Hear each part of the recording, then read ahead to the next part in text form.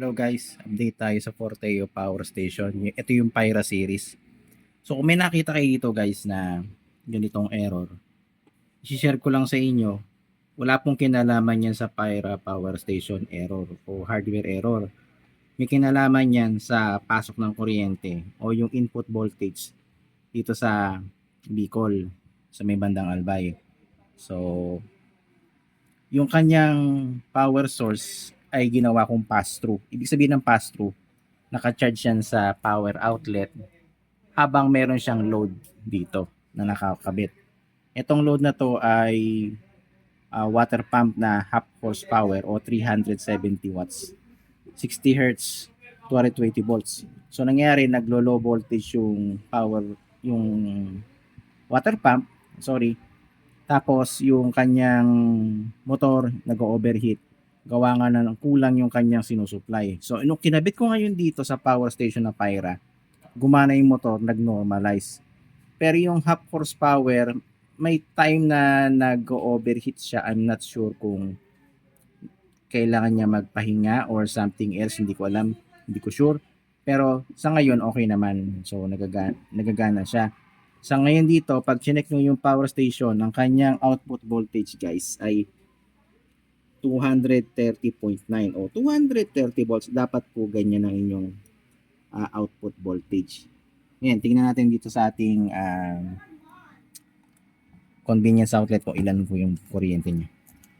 So, ang gamit natin ay itong Habotest Smart Digital Multimeter.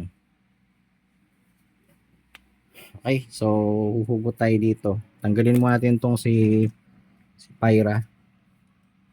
At kabit muna natin to. Tinanggal ko muna yung pass-through.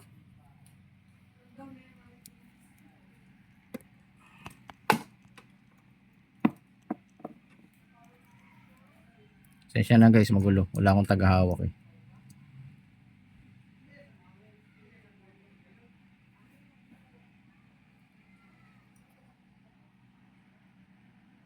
So, as of now, ang kanyang reading ay nagbabagal yung video. Pati video nadadamay. 184.8 o 184.85.1. Kaya mag-error po yan.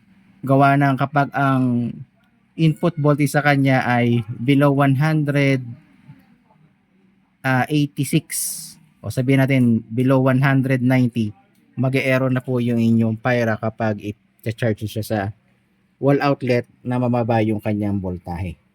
So itong ganitong issue ay dito sa Albay, matagal na itong issue. Marami na itong nagiging cause ng appliances problem.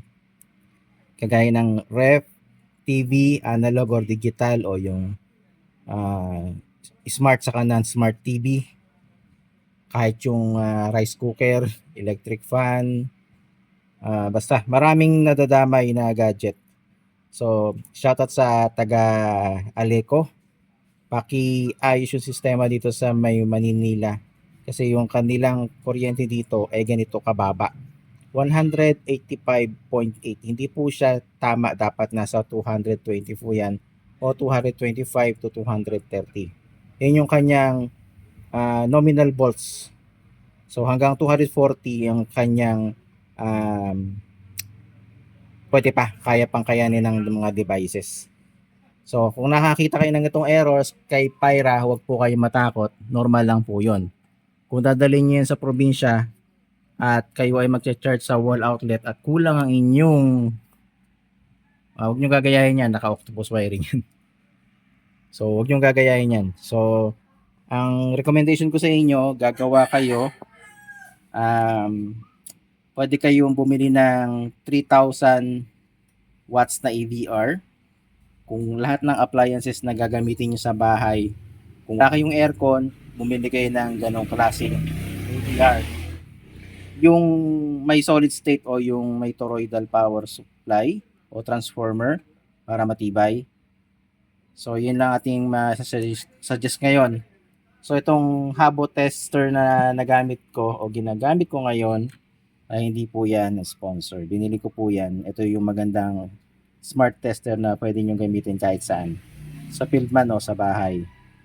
or sa work.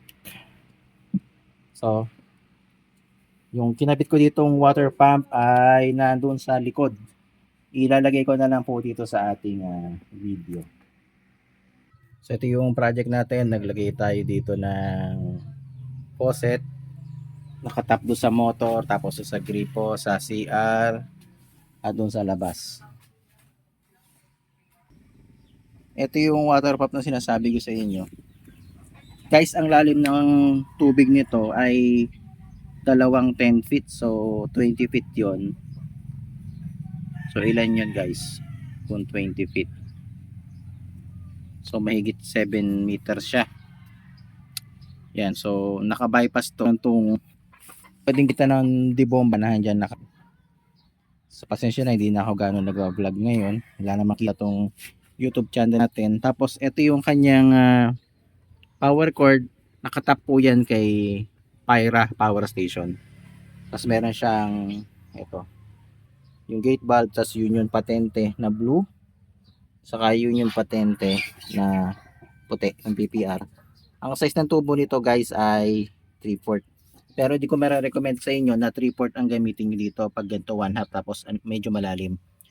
Kung kaya nyo mag-provide ng 3/4 na horsepower na water pump, mas maganda yon. Pero si Pyra, hindi niya kakayanin kung pagsasabayin nyo. Kasi pinagsasabay ko ngayon doon yung automatic washing machine na Samsung 330 watts at saka to 370. So bali 700 watts yun kung sakali. So kaya pa naman, pero kung 3/4 yan o 1 horsepower pagkasabihin nyo yung washing machine saka to, hindi kakayanin. So hanggang ganito lang kanyang power load capacity. So more than that, hindi na po pwedeng gumana. So i-upload ko na lang to guys, medyo late na po ito. Tapos pinalitan lang to guys ng ng medyo makapal na power cord kasi yung pasabay nito ay manipis.